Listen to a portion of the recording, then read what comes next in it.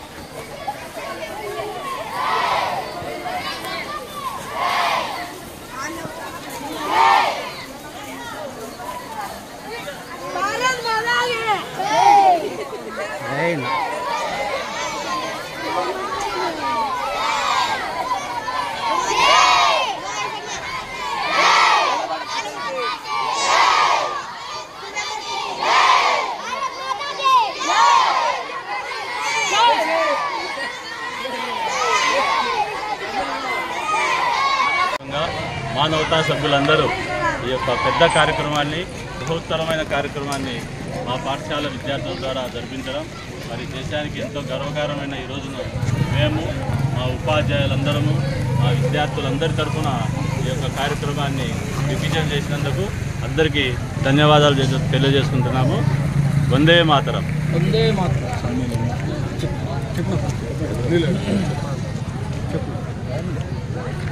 ఈరోజు యావత్ ప్రజానీకానికి అందరికీ కూడా 78వ స్వాతంత్ర దినోత్సవ శుభాకాంక్షలు తెలియజేస్తున్నాము. ఎందరో వీరో త్యాగఫలంగా ఈరోజు మనం ఈ స్వాతంత్ర ఫలాన్ని అనుభవిస్తున్నాము. ముఖ్యంగా చెప్పాలంటే దేశం అంటే మట్టి కాదు, దేశం అంటే మనుషుల నినాదంతోనే మన ప్రపంచమంతా నడుస్తున్నది. కాబట్టి ఈరోజు ఈ సంబరాన్ని జరుపుకున్నామంటే ఎందరో వీరో త్యాగఫలంగానే ఈ చేసుకుంటున్నాము.